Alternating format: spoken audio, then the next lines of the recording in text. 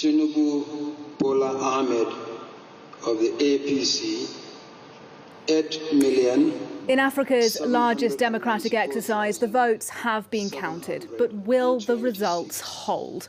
Bola Tinubu is Nigeria's president-elect. Described as the godfather of Nigerian politics, the 70-year-old has been a major political operator for decades and a close ally of the incumbent president, Muhammadu Buhari. The opposition, though, have failed to deliver that upset they fought for, and they are crying foul play. Citing fraud and vote rigging, they've promised to challenge the results in court. Tonight on the France 24 debate, at a moment of political and economic upheaval, we'll discuss what's next for Nigeria. Well, joining us on the programme live from London, Nana Ifeyi-Adufu. She's the Vice Chair of the African Union's Cybersecurity Experts Group. Thanks for joining us on the programme tonight. Thank you so much, man. It's a pleasure to join you. Oh, it's a pleasure to have you. Also in London is Olamide Samuel. He's a research associate in nuclear politics at the University of Leicester. Welcome to you as well, sir. Thank you for having me. And joining me in the studio, the author and geopolitical consultant, Emmanuel Egeya. Welcome to you, sir. Yes, thank you very much for having me. It's a pleasure to have you on the programme. And on the other side of our table tonight, Blessing Ibomo, herself an author and a businesswoman as well. Welcome to you. Thank you for having me. So it has been, as we've been hearing, a rather turbulent 24 hours in Nigerian politics. Let's start then with this report by Charlotte Hughes, who takes us through some of the key moments.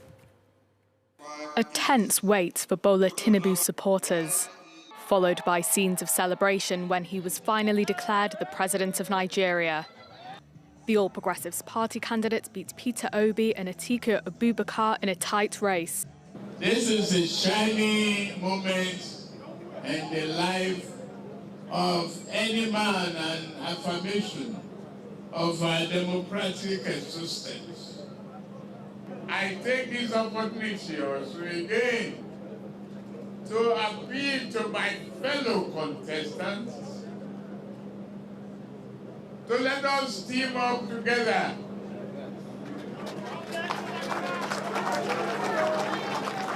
It is the only nation we have. Tinubu, formerly the governor of Lagos, garnered 9 million votes following a controversial weekend. Saturday's voting, though mainly peaceful, was troubled by delays at polling stations. Technical problems disrupted the uploading of results to the Electoral Commission's website, adding to concerns about vote rigging. It's already very glaring to all Nigerians, except we are making pretenses about it here. And this election is not free, fair and credible. Claims that the Electoral Commission denies. The new president, who has faced allegations of corruption and questions about his wealth, has a difficult task ahead. As well as surging inflation and cash shortages, Nigeria also faces the threat of a jihadist insurgency. With that report, and perhaps we can start the programme by crossing live to London. Nana Ifeyi-Adufu, I'd like to start with you if I can. Was this, in your view, a democratic and free election? I absolutely wouldn't say so, but I want to speak in terms of the role that technology was supposed to play in these elections. Yeah. And the security thereof. So last year in February 2022, the President of the Federal Republic of Nigeria signed the Electoral Act Amendment Bill into law. And by virtue of that act, it gave the Independent National Electoral Commission powers to deploy election technology and make technological enhancement of elections in the manner the Commission decides. But then what happened on Saturday was, beyond expectations, cut short the expectations of Nigerians. And Nigeria is not alone in this, because the digitalization of election in Africa has continued to generate contentions. Now, Nigerians were weighing two things importantly. They were weighing the integrity of the election technology system and the transparency of the Independent National Electoral Commission in that election. Now, there were already misconceptions and widespread apprehension that bordered on the security of the election technology systems, the malfunctioning, it being manipulated, and concerns about the digital transmission results, which the INEC president in himself, came to debunk. He came on national TV and said it was fake news because there was already news ahead of the election that INEC had planned to jettison the uploading of polling unit results in real time. And in his words, he said that that was fake news and that the innovation election technology was introduced by the commission and that the commission cannot turn around and undermine itself. In his words, he said, technology has come to stay. We will upload polling unit level results from the polling units in real time. Citizens will have the right to view the results. After all, who are we serving? The citizens. How can we deprive citizens from access to the results of a process conducted by them? But then what we saw on Saturday was that the BVAS was not functional in many parts. Many voters were not accredited and results were not uploaded in real time. Now, some people tend to talk about the election technology being deployed by Nigeria as a very sophisticated system, which is not. All they needed to do was upload images of the results in real time, and INEC failed to do this. They have come out to say there were glitches, there were technical issues. And just as a last point to point out, if you go back to section 62.2 of the Electoral Act, it is clear. It said the commission shall compile, maintain, and update on a continuous basis a register of election results to be known as the National Electronic Register of Election Results. Of course, expecting that to be in an electronic format, but INEC failed to deliver on this, not minding all the promises that were made. The other thing was discrepancies in the results people had seen at the polling units and what they are now seeing on the IREV system. Okay, so clearly, well, let's bring some of those questions, if I can, some of those issues that you've just raised there to some of our panelists in the studio with me here. Emmanuel Eger, for example, it is clear, isn't it? There were multiple technical problems, logistical problems, but what is being suggested here is that actually this was more than that. This was a deliberate attempt to disrupt the vote. Do you agree with that? Is there evidence here that the vote was rigged? I think there is sufficient evidence that these technical challenges that we saw were kind of deliberate, kind of organized. And where is the evidence of that? Well, if you see all the videos and documents and everything that have been posted in the social media real time, you see it's now very difficult to do anything and hide in any part of the world, particularly in Africa now. Everybody is equipped with cell phone. So when some of these irregularities are taking place, people are filming real time and putting it on the social media. So we are able to see what's going on. It's video evidence. And this issue of jettisoning the electronic transmission of the results of the election at the polling unit, where the votes are counted, the representatives of the parties are there, they certify, and then the head of the polling unit, all he has to do is just press a button and send the result real time to the collation center. And that was going to be the main technology to help us get rid of vote rigging, and that failed. This is exactly what our colleague in London was just explaining, that the chairman of the INEC, the Independent National Electoral Commission, in fact, many people are asking themselves if the word independent on the Electoral Commission should continue to be there. But it's not only in Nigeria. We have this kind of situation in all parts of Africa where they are called independent. Well, that's it's another issue. But that's what she's explaining, that this electronic transfer was allowed by the new electoral law amended, and the president gave his full backing. And the president said, I will not allow anybody to tamper with the results of the elections, and anybody to tamper with the process, either through, using immense resources like money to buy votes, to corrupt INEC officials.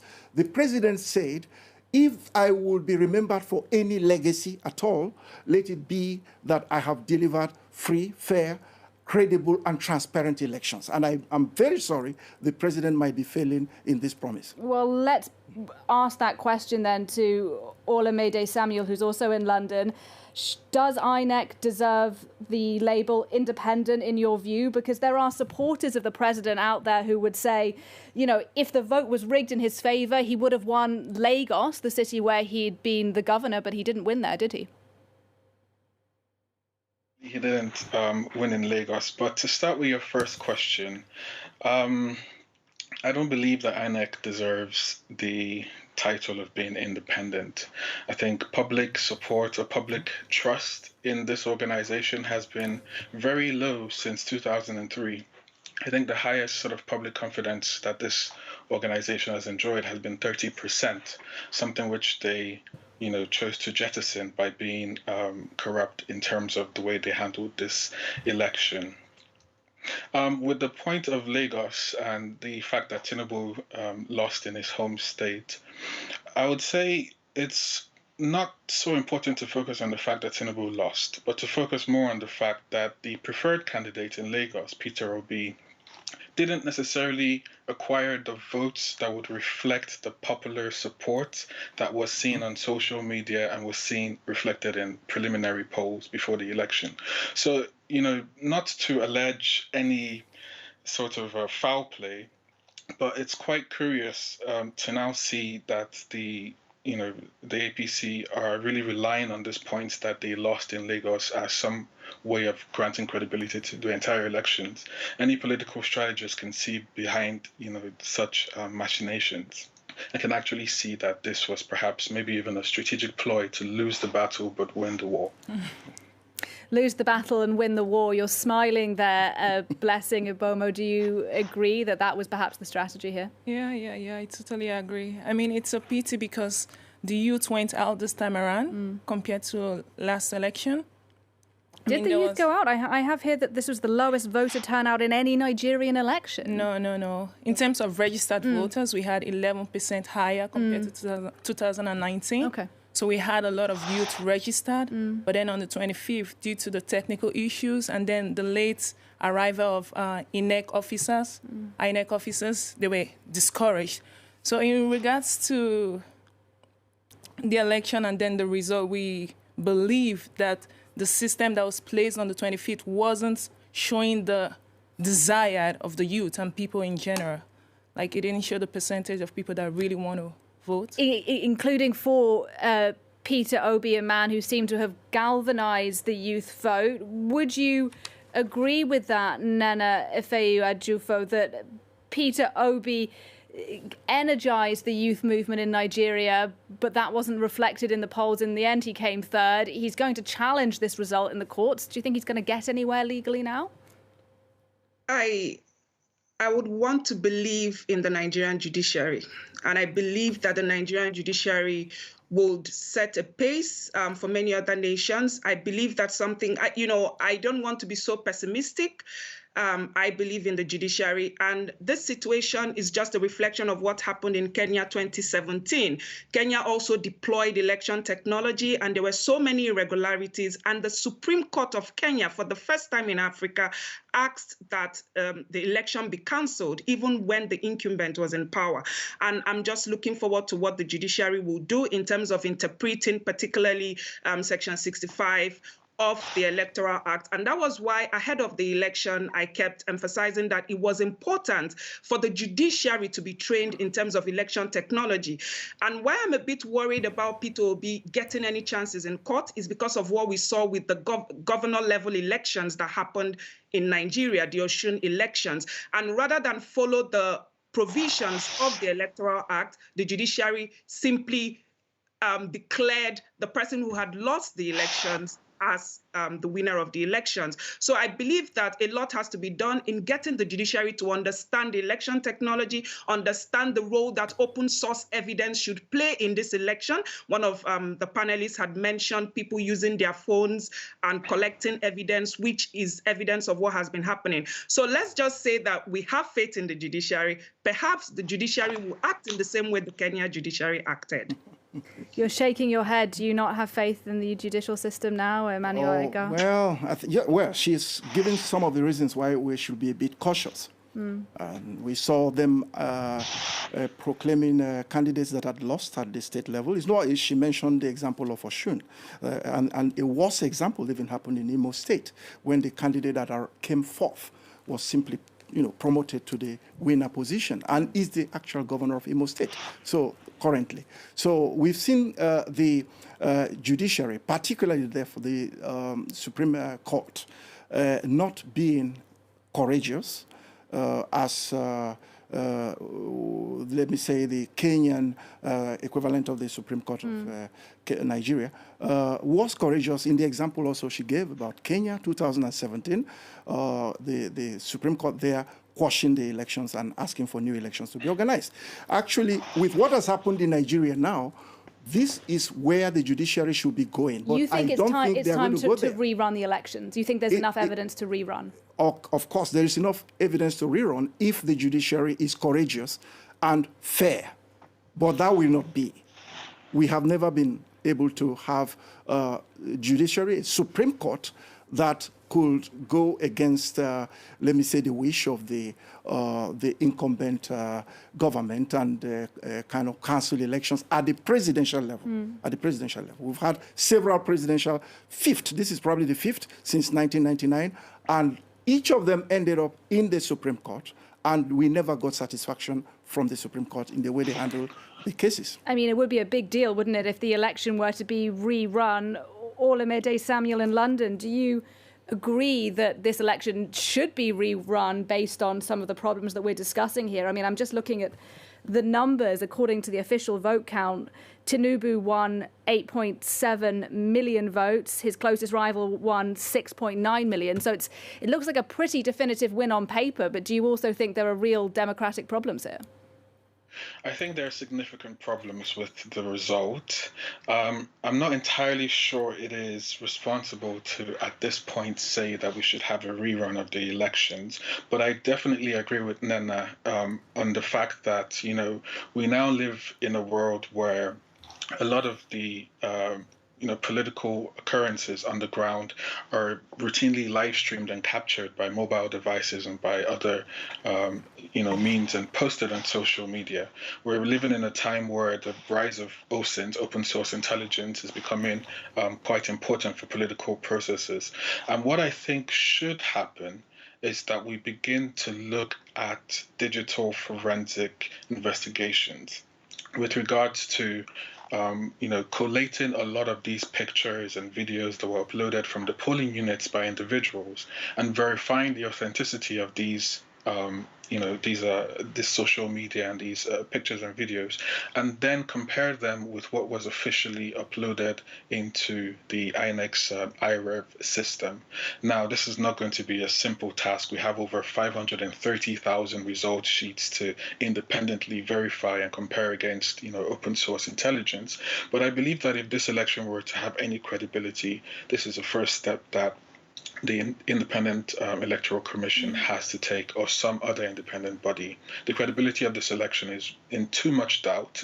However, we're also dealing with an incumbent party that, claims to have won legitimately. Well, speaking of credibility, I wonder, Blessing Ibomo, if I can ask you a slightly sideways question here, which is about the number of women candidates in the election. There were 10% only, fewer than 10% who were women. And I wonder, when we're talking kind of broadly about the strength of Nigeria's democracy, do you think that matters? Is that important that there were so few women running for office? Yeah, it's a pity because Nigeria have half of the population are women. And during the primary election, we had a female candidate, but then she stepped down for the elected president. And the outcome right now isn't showing the result of women. Like when the president gave a speech, he said his wife, which is currently a Senate, she's going to step down and become his housewife. Right. So it just really shows how he views women. And I hope more women, because we have a lot of talented, hardworking, and resilient women that are ready to make a difference in Nigeria. But I really hope that we'll get to see them more in the political field, because more needs to be done in the political field when it comes to women and young children. Women and perhaps young people as well. Nana Ife Adjufo in London. I mean, thinking about women's representation, but also young people. I mean, we touched on it earlier. Peter Obi, a man who tried to galvanise the youth vote. How important do you think the role of young people and women as well has been in this election? Absolutely important. And I always say Africa is in a place to make so much example. And this election has shown the power in the youth, the determination of youths in Nigeria to make a change. I always say that, you know, African youths are not bereft of expertise, of knowledge in the way they are portrayed. And if you think back in terms of how the Twitter ban in Africa and the representation, the government had made of African youths. And, you know, I felt that this was a defining election. Following the EndSARS movement in 2 years ago, this was a defining moment for African youths to get someone they really wanted in power. There was so much going on just before the elections, university education strike, and so much happening. And I felt that this was an opportunity to see women, to see young people, importantly, not just women, take seats of power. So many young people came out to vie for positions, but the disenfranchisement and the obvious rigging that happened meant that so many young people could not get into seats. Many young people could not afford the sums of money to allow them be representation in political parties like APC, like PDP, and they went for parties like Labour Party and other, you know, not well-known parties. And what this election process meant that so many of those young people did not get into position. And I just want to call on the African Union to say that I think it is now more important than ever to have election, and particularly the deployment of technology on the table when we discuss peace and security. We need to come to a point, a uniformed approach, so that the youths can have a voice. And indeed, when we have elections, we can say that truly it's a representation of the reality of the expectations of Africans, whether youths and importantly, women as well. And, you know, unless this election is successfully challenged in the courts, it will be Bola Tinubu who becomes Nigeria's next president. So what do we know about him as an individual and him as a politician? France 24's Olivier Bizot has been taking a look for us. This is Nigeria's next president, Bola Tinubu. He's from the ruling All Progressives Congress party, which received about 37% of the votes, according to official results. This is a shining moment in the life of any man and affirmation of our democratic existence. But opposition parties called the election a sham and demanded a rerun. The malpractices are on a very, very grand scale. Tinubu is seen as a political godfather whose support helped current President Buhari win 2 terms in office. After decades spent behind the scenes, the 70-year-old launched his campaign for the presidency with the motto, "It's my turn." He pointed to his time as Lagos State Governor between 1999 and 2007 to sell his candidacy to Nigerians. They've seen my track record in Lagos. After stepping down in 2007, he continued to operate from the shadows, overseeing the appointments of several of his protégés to strategic positions. I am a talent hunter. I put talents in office. While his supporters portray him as a slick administrator with a knack for picking the right people to get things done, critics see him as a corrupt politician, rewarding his friends with lucrative contracts and hiring thugs to intimidate opponents. Having won the election, Tinubu has a tough job ahead. Nigeria is grappling with an economic crisis, widespread insecurity, and endemic corruption.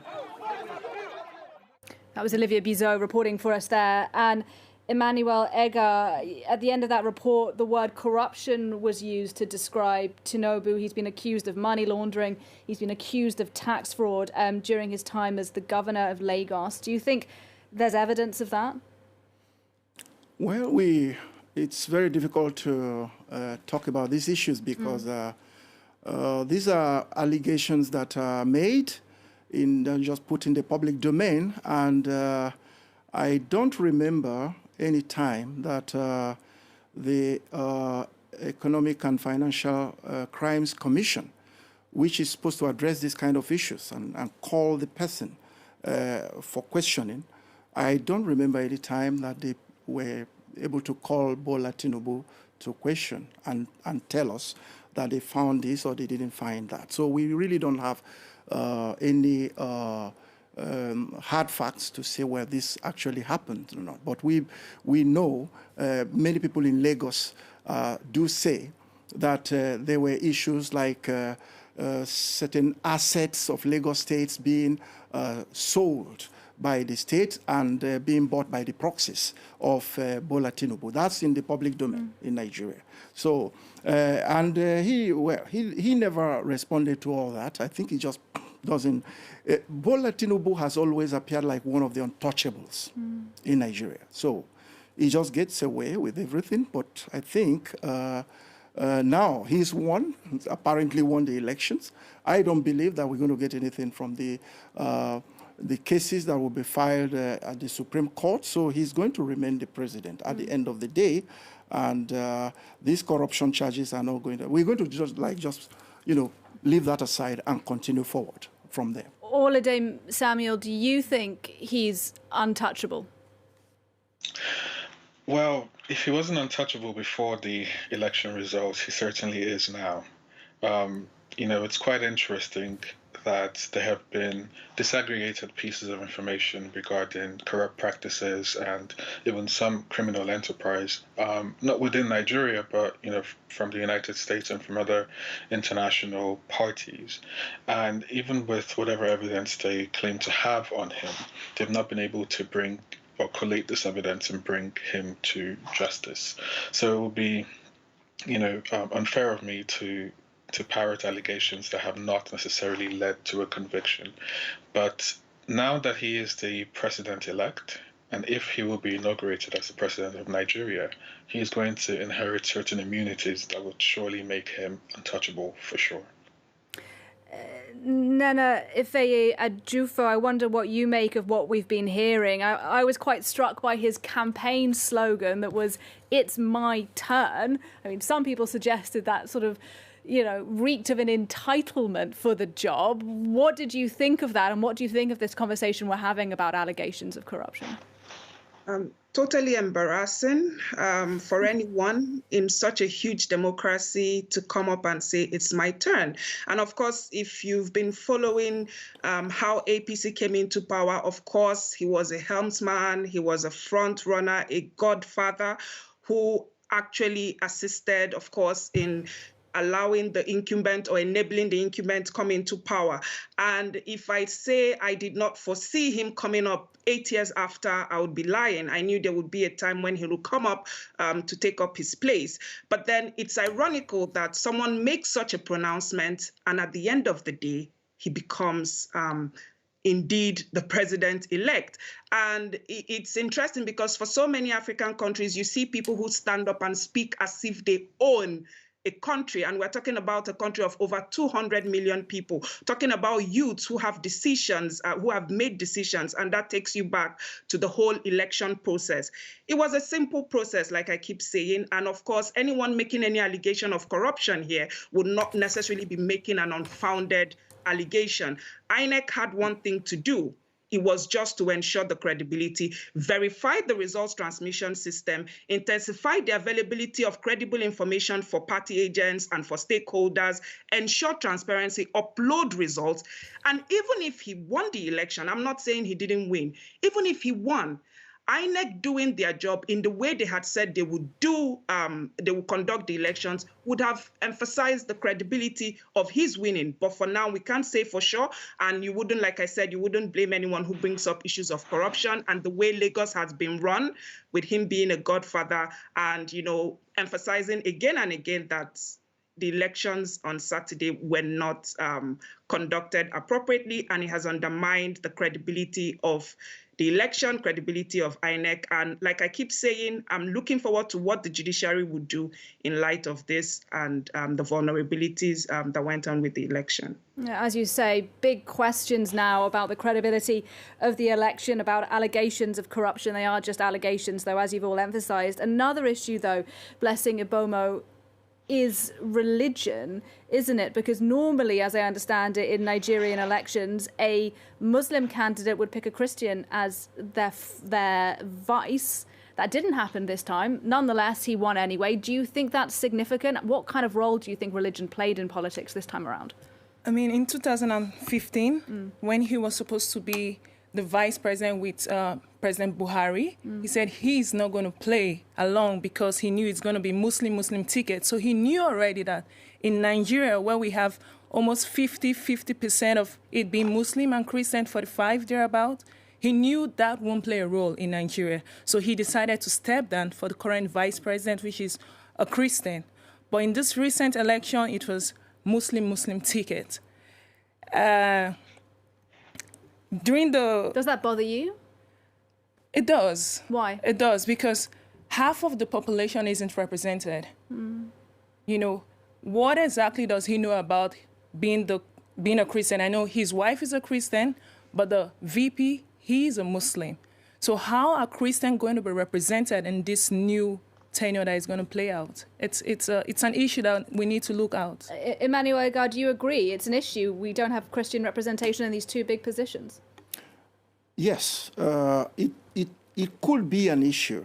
It all depends on the capacity of and the will of the president-elect when he becomes president to do the necessary to reassure the Christian segment of the Nigerian population, which, like Blessing said, is almost half of the Nigerian population. Well, Nigerians are very sensitive to that because we are getting out of a government, out of a regime that distributed major positions in government in a way that many sections of the country felt marginalized. The Christians felt marginalized, and some ethnic groups felt marginalized.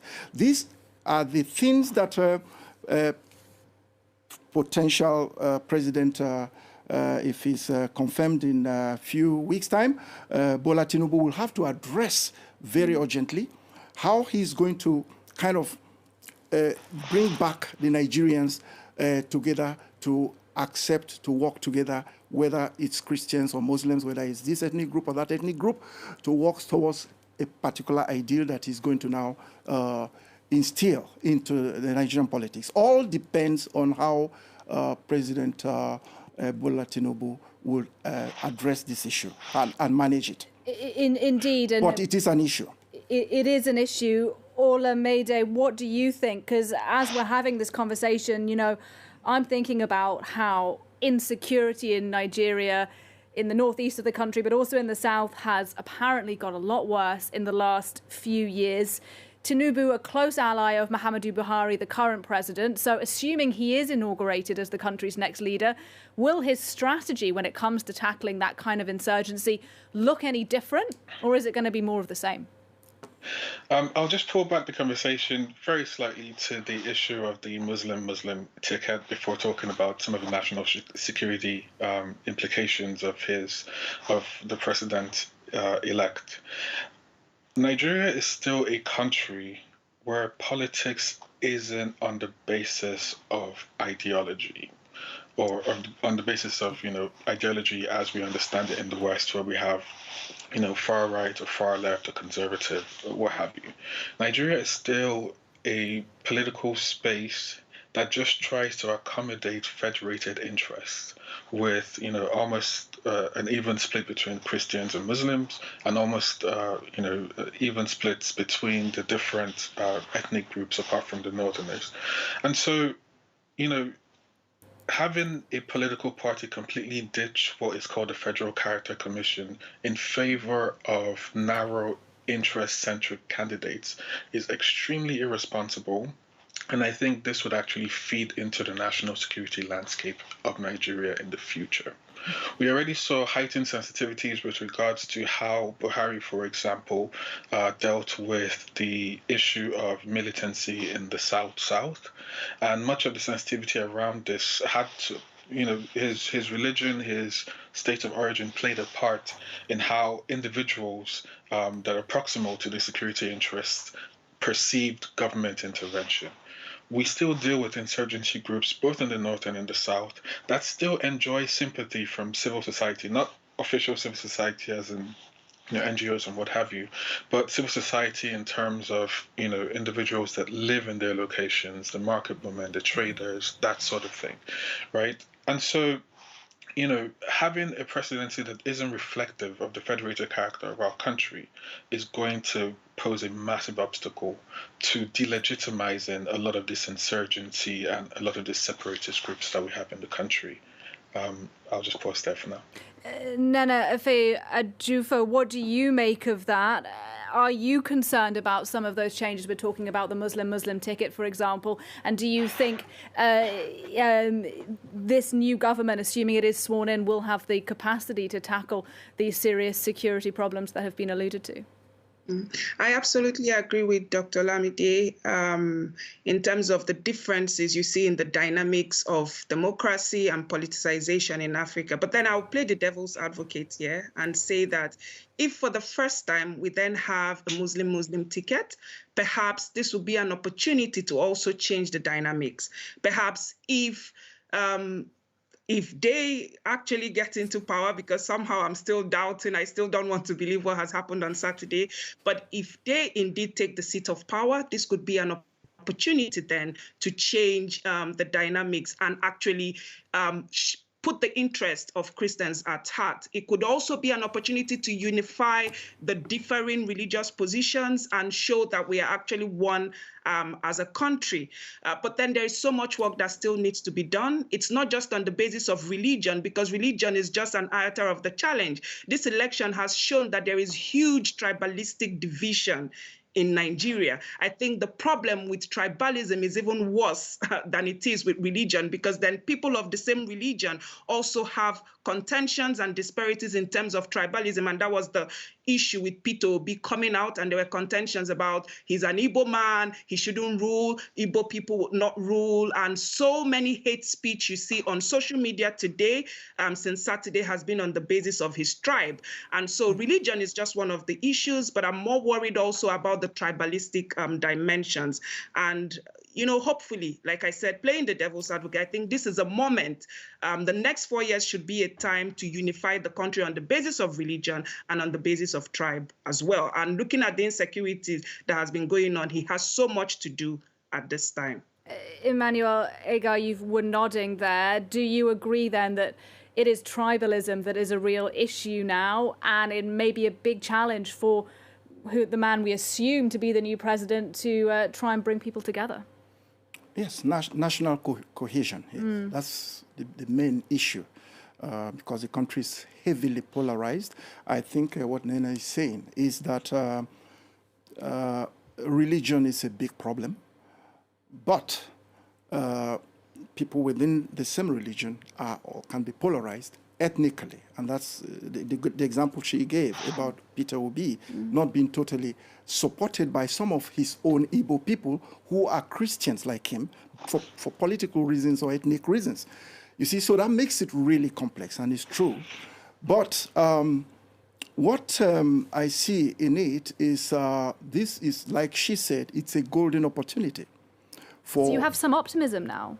Yes, let me share it for at least one optimism. One optimism. I didn't quite share for the judiciary with her, but let me share this one. That yes, it's a challenge for the president and his Muslim, the Muslim ticket that will rule Nigeria, to help us to change the paradigm and the narrative that we need to do that balancing ethnically and religiously before we can get the best in governance from the nation. Let them prove the contrary to us.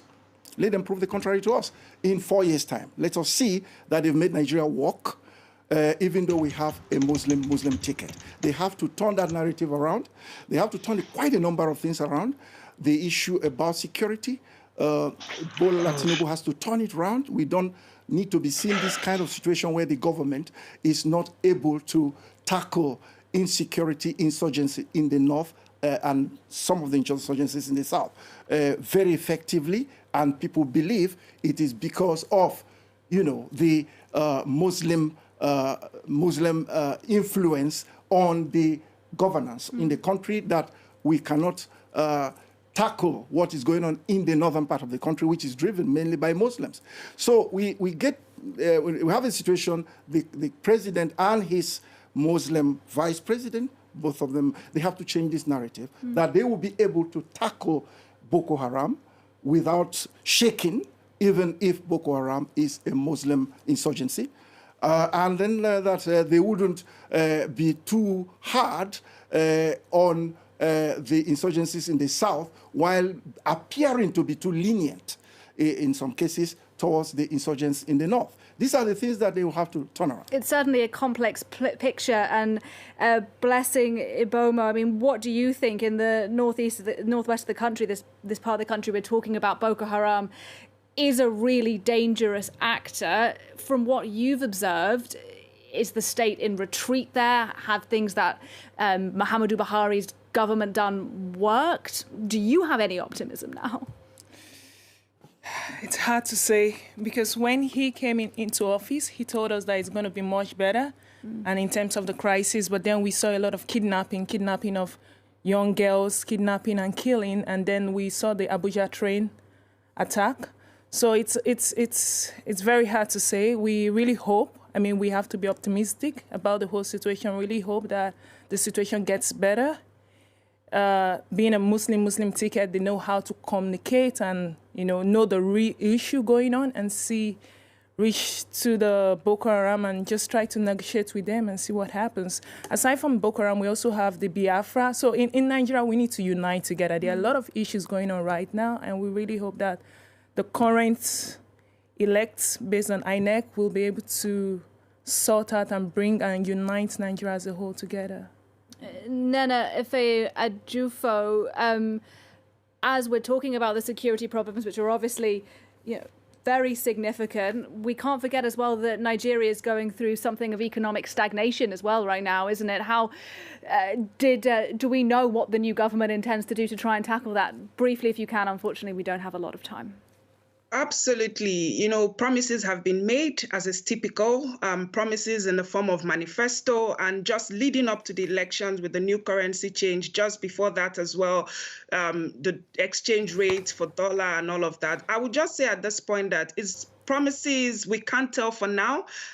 They've said the usual table manner talk of things will change, youth will be given an opportunity, the economy will change, which were promises made 8 years ago by the same party, 4 years ago by the same party. Now we have the same party. I am not optimistic at all, absolutely not optimistic. But like I said, we will just have to see what happens. But whether I believe so much will change, I am in doubt. And so many Nigerians are also in doubt of that happening. All right. I think we are unfortunately going to have to leave it there, though. But I want to thank very much indeed all of our panelists. I feel like we could have had this conversation for probably another hour. Blessing Iboma with me here in the studio, Emmanuel Ega with me in the studio as well. In London, it was Ola Midday and Samuel and Nina Ife-Ajufo. Thank you very much, all of you, for talking to us today about the elections in Nigeria and what may come next. This has been the France 24 debate. I'm Nadia Massi. Thank you and good night.